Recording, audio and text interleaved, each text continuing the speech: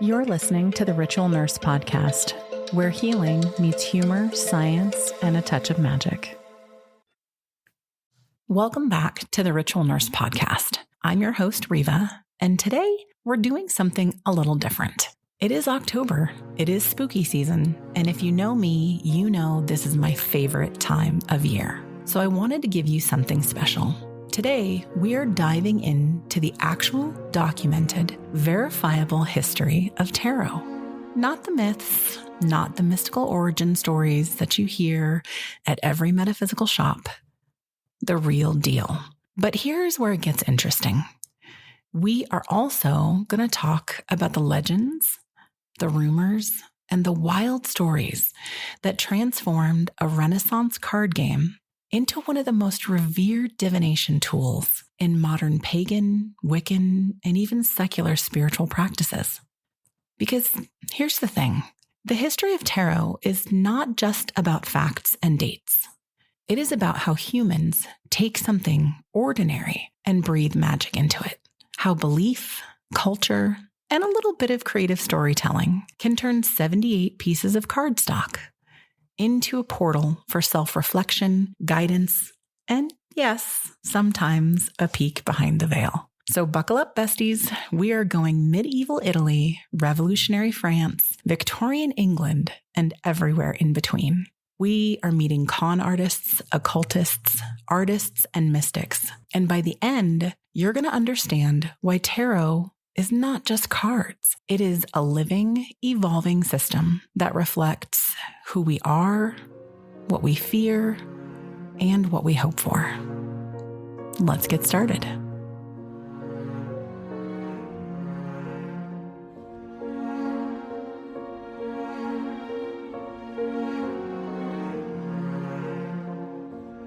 So, where did tarot actually come from? Not Egypt. Not ancient mystical temples, not wandering Romani caravans, though we'll get to those myths in a minute. Tarot was born in northern Italy in the mid-1400s, specifically around 1440 to 1450 in the courts of Milan, Ferrara, Florence, and Bologna. Playing cards had already been circulating in Europe since the late 1300s, brought over from the Islamic world via the Mamluk deck from Egypt and Persia. These early decks had 4 suits: cups, swords, coins, and polo sticks, which sound remarkably familiar to anyone who has picked up a tarot deck, right? But tarot added something new. The Italians created a special set of 22 trump cards called trionfi, or triumphs.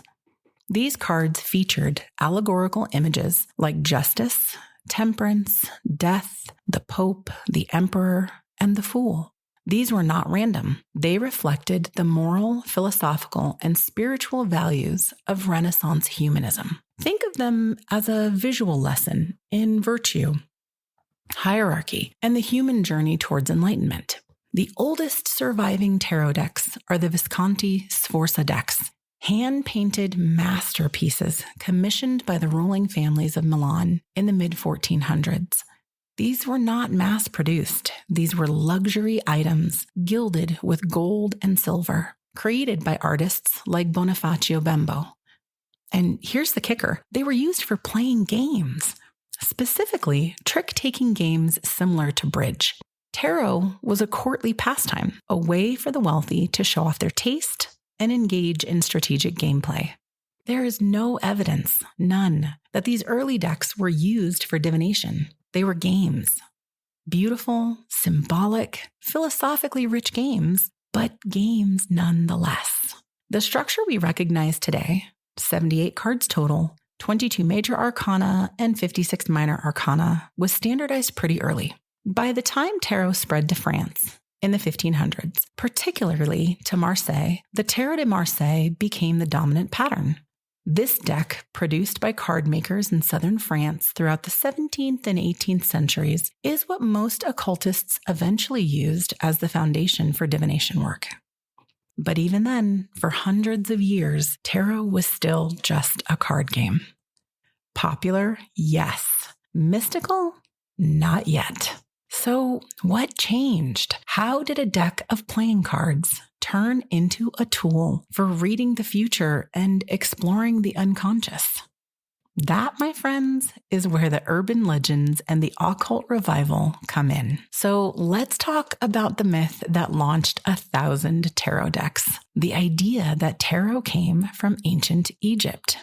In 1781, a French pastor, that's right, a clergyman and Freemason named Antoine Court de Gébelin, published an essay claiming that tarot was actually the Book of Thoth, an ancient Egyptian text purportedly containing the secrets of the pharaohs and the priests. He said the word tarot came from the Egyptian words tar, meaning road, and ro, meaning royal. So according to him, tarot literally meant the royal road. Here's the problem.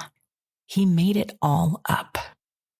Egyptian hieroglyphics had not even been deciphered yet. That would not happen until the 1820s with the Rosetta Stone. Court de Gébelin had no evidence, no historical documentation, nothing. He saw a tarot deck for the first time, must have gotten really excited, and decided it must be Egyptian. Because, well, Egypt was trendy in Enlightenment Europe, to put it mildly.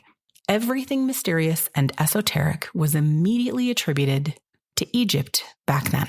And quite frankly, I don't think we've stopped doing that. But the damage, or maybe the gift, was done. Once Court de Gébelin published his theory, it spread like wildfire. Suddenly, tarot was not just a game. It was a mystical artifact, a remnant of lost wisdom, a tool for accessing hidden ancient knowledge. Then came Atelier. Jean-Baptiste Alliot, a French occultist and professional fortune teller, took Court de Gébelin's ideas and ran with them. In 1783, Atelier published the first book on tarot divination and later created the first tarot deck designed specifically for fortune telling, not gameplay. He assigned meanings to each card, created systems for reading them, and essentially invented tarot as we know it today. Now, little side note, the French names I could very well be completely butchering. So if I am, I apologize. I'm trying my best to recreate the pronunciations that I looked up and pronounce them correctly. But here's where it gets even more interesting. Around the same time, another myth started circulating, that tarot was brought to Europe by the Romani people, often disparagingly called gypsies at the time. The story went that the Romani, mistakenly believed to have come from Egypt, carried these mystical cards with them as they traveled, using them for divination and fortune telling. Now, there's some truth and some fiction here. The Romani did use cards for divination, and some still do to this day, but they typically used regular playing cards, not tarot. So cartomancy, or fortune telling with playing cards, was a widespread folk tradition across Europe, and the Romani were among many groups who practiced it. The association between Romani people and tarot was partly due to Orientalist stereotypes, and partly because fortune telling became one of the survival trades for Romani communities, facing severe discrimination and persecution.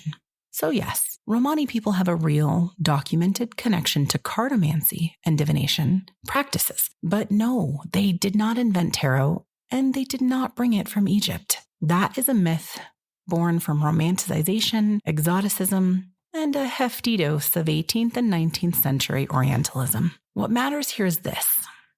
These legends, true or not, became a widespread community gnosis, and it gave tarot a completely new identity.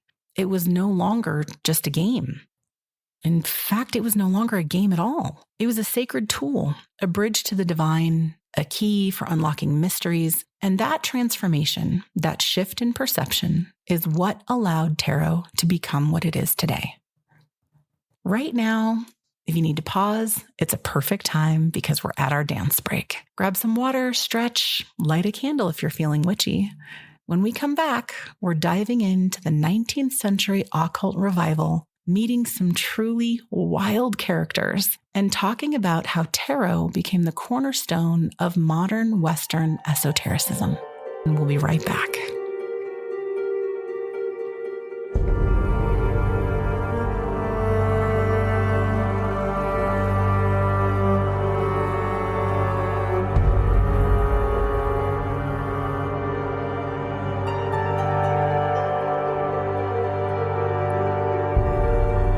Welcome back. Let's talk about the 1800s, because this is when tarot went from folk divination tool to full-blown esoteric system. Enter Eliphas Levi. Born Alphonse Louis Constant in 1810, Levi was a French occultist, magician, and writer, who's basically the godfather of modern Western occultism. In 1854, he published a book called Dogmes et Rituels de la Haute Magie. Again, I'm probably totally butchering the pronunciation, but translated into English, it just means transcendental magic, basically. In this book, Levi did something no one had done before. He connected the 22 cards of the major arcana to the 22 letters of the Hebrew alphabet. This was huge for tarot. Levi linked tarot to Kabbalah, the Jewish mystical tradition.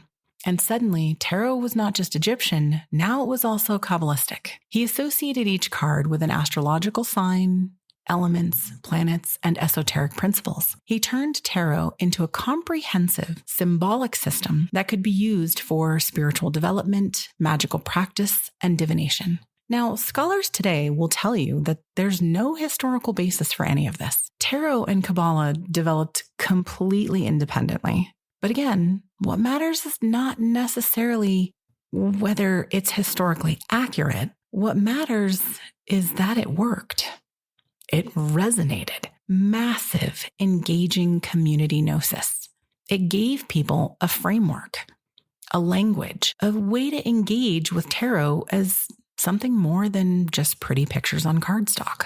Levi's work influenced just about every occultist who came after him, including the Hermetic Order of the Golden Dawn, a secret society founded in London in 1888. The Golden Dawn was a magical order that blended Kabbalah, alchemy, astrology, and tarot into a comprehensive system of ceremonial magic. Members included some of the most influential occultists of the time, like Arthur Edward Waite, Aleister Crowley, Dion Fortune, and others. The Golden Dawn placed tarot at the center of their teachings. Each member was expected to create their own tarot deck as part of their training. They mapped the cards onto the Tree of Life, the central diagram in Kabbalah, and used them in rituals, meditations, and pathworkings. Tarot was no longer just for readings.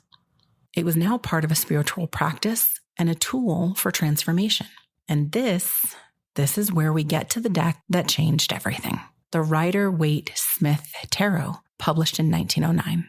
Arthur Edward Waite, a member of the Golden Dawn, commissioned artist Pamela Colman Smith to illustrate a tarot deck based on Golden Dawn teachings, but accessible to the general public. Pamela Colman Smith, who's often completely left out of the history of tarot, despite doing all of the actual artwork, created the first tarot deck where every single card, including the minor arcana, had a full illustrated scene. Before this, most tarot decks just had pips, like playing cards do. Smith's innovation made the cards intuitive, narrative, and deeply symbolic. She quite literally changed the face of tarot forever. The Rider-Waite-Smith deck became the blueprint for almost every tarot deck created in the 20th and 21st centuries. It is the deck most beginners start with. It is the deck most readers reference, and it is the deck that brought tarot out of secret occult societies and into the hands of everyday people. But we can't talk about modern tarot without mentioning Aleister Crowley. Love him or hate him, and trust me, people have some strong opinions. Crowley created the Thoth Tarot between 1938 and 1943, illustrated by Lady Frida Harris. This deck is dense, esoteric, and rooted in Crowley's Telema religion. It is stunning, it is powerful, and it is deeply controversial because Crowley himself was deeply controversial. The point is, by the early 20th century, tarot had fully transformed. It was no longer a game. It was a spiritual tool, a psychological mirror, and a practice embraced by mystics, witches, magicians, agnostics, clergymen, and seekers of all kinds. That's right. I said clergymen. Remember who started all this? So where does that leave us today? Well, tarot is everywhere. It is in metaphysical shops, bookstores, online communities, therapy offices, and living rooms. It's been adopted by Wiccans, pagans, witches, agnostics, atheists, and people who just want a tool for self-reflection. Modern tarot is not bound by any one tradition. Some people still read tarot through a Kabbalistic lens. Others use it purely for psychological insight, drawing on Carl Jung's concept of archetypes. Jung himself never wrote about tarot directly, but his ideas about the collective unconscious and archetypal images mapped beautifully onto the major arcana. The Fool as the innocent, beginning a journey, the devil as our hidden, repressed self, the world as the integration of all parts into wholeness. For many pagans and Wiccans, tarot is a way to connect with their deities, with the elements, with the cycles of nature. The 4 suits correspond to the 4 elements. Wands to fire, cups to water, swords to air, and pentacles to earth. The cards can be used in ritual, in spell work, and in honoring the turning of the wheel of the year. And for a growing number of people, tarot is not about predicting the future at all. It is about understanding the present. It is about asking questions, exploring possibilities, and reflecting on your own thoughts and feelings and patterns. Tarot has also become a mirror, not just a crystal ball.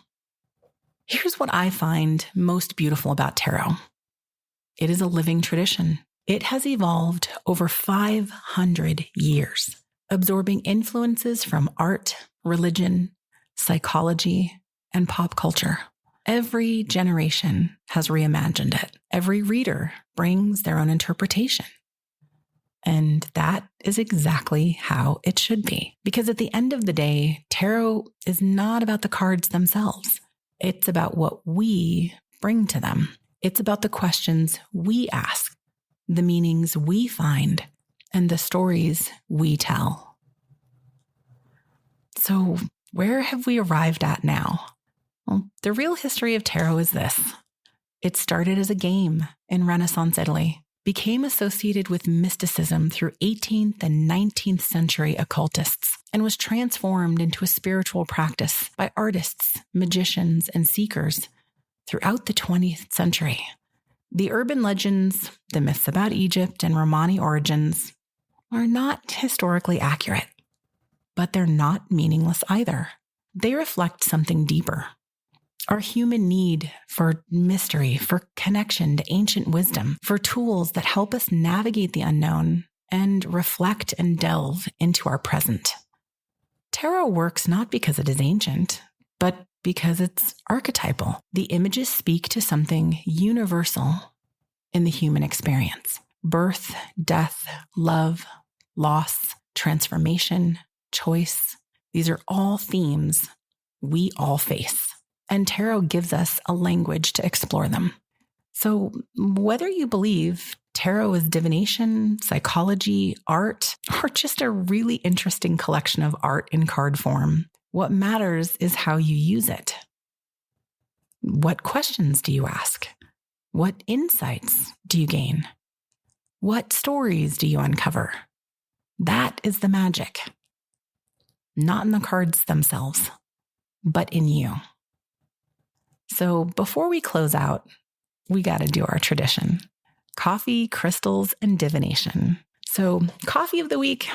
Okay, I got to admit it. I love pumpkin pie and I abhor pumpkin spice. However, I love it for you. I totally love it for you. I've been obsessed with a dirty chai latte lately with the addition of protein.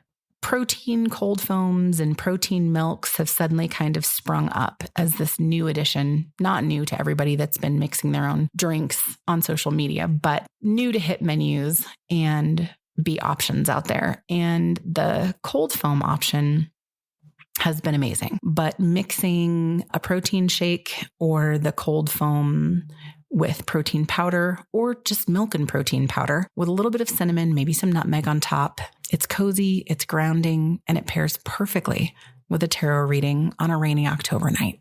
So I'm going to do a live poll and a personal recommendation for our crystal of the week. My personal recommendation is labradorite. This one is perfect for tarot work. It's known as the stone of magic, transformation, and it enhances intuition and psychic abilities. So if you're doing tarot readings, especially during spooky season, well, keep a piece of labradorite nearby, maybe a bracelet, maybe a necklace. So let's see what our cards have to tell us for the rest of our crystal prescription for tarot. I was beyond excited to do this episode and actually look at the history of tarot. I personally have quite a number of decks that, well, I'm 47, and my first deck I got when I was about 15 or 16, and I still have it. And of course, what do you think features prominently on it? Cats. And other decks that I've collected throughout the years, including the one that I routinely use here while I'm pulling for you guys, I've collected for various reasons, whether I felt like it called to me, whether the art drew me. I don't think I have one unifying reason why I picked a specific deck. I think each one kind of has its own unique draw. Well, communication. We drew kyanite. So labradorite and kyanite are your crystals for this episode. And let's take a look at what kyanite has to say. So communication, honesty, self-expression. This card demands unfiltered honesty as you amplify your voice and express yourself fearlessly. It's time to ditch the filters. Speak your mind unapologetically and let your truth and authenticity shine. Shout through your megaphone, communicate how you truly feel, and express yourself with confidence. I think this is absolutely phenomenal for a set of crystals for this reading. It's uplifting, it's enlightening, and it's directing us to really amplify our inner voices. And I am 100% here for it. I don't know why I just put them back in the box, because of course I'm going to take pictures of them and put them on TikTok, or sometimes I put them in the Instagram stories on our socials. Now, let's get to tarot. Let's see what our deck has for us for this special episode. I'm really interested in seeing what comes up. And shuffling like I do, I think oh goodness. Okay. Well, it's a 3-card spread, apparently. So the first one is the Ace of Swords, which is appetite. The second one is the Magician, clear quartz. And the third is Temperance, celestite. So let's see. I love that the Magician is the middle. It couldn't be more perfect. All right. So the Ace of Swords. Let's see what we have. And I think I've explained this before, but whenever I get a deck of tarot, I always keep the accompanying book with it. When artists create these decks, the images that they include with them, they include for a reason. It's part of the meaning of the card. It's part of the symbolic imagery that's meant to evoke thoughts, evoke emotion. So I always include what the artist's intent was with the cards in terms of looking at them and taking them in. The meaning, the manifestation, the journaling, the introspection, the insight, all that comes from me. But I do bring in the artist's intention in terms of having respect for that and incorporating it into the reading of the card. So the Ace of Swords is focus, mental clarity, and truth. Appetite is mental clarity, wisdom, and expression. This is the mental breakthrough you've been waiting for. Fresh ideas and new ways of thinking are flowing to you. Channel this energy into starting and focusing on a new endeavor while keeping a successful mindset. Okay, I'm totally here for that. That's an amazing card. Now let's look at the Magician. The Magician, manifestation, creation, and resourcefulness. Clear quartz signifies amplifying, cleansing, and manifestation. The Magician is the card for manifesting. When you pull this card, know that you have everything you need to start manifesting your destiny at this very moment. Proceed with confidence and create something magical. I think my tarot have a sense of humor. All right, Temperance is the last one, and Temperance is 14. So the cards that have the names to them, like the Magician and Temperance, are considered major arcana. So earlier I was talking about how the 78 cards are split into 22 major arcana and 56 minor arcana. The Ace of Swords would be considered minor arcana and one of those 56 cards, whereas the Magician and Temperance would be part of the major arcana. So let's look at Temperance. Temperance is balance, healing, and patience. Celestite is for calming, balance, and harmony. The Temperance card is a gentle reminder to try to remain calm and patient when you have moments of stress, to allow things to work out the way they need to. It's time to find balance and go with the flow. And I think this is so uniquely perfect for the combination of both the crystal prescription for this week and the message in the divination, which was all about manifesting, creating something magical, enlivening something, bringing something to fruition. And then that really gentle reminder, stress might accompany that, and we need to stay balanced and have patience that it's going to work out. So kind of a call out, maybe don't do the ADHD thing of starting the big thing and dumping all the dopamine into it. And then when we're not perfect at it, immediately the very first time, give up and I'm never doing it again. Believe me, I'm kissing the brick before I throw it because I'm throwing it at myself also.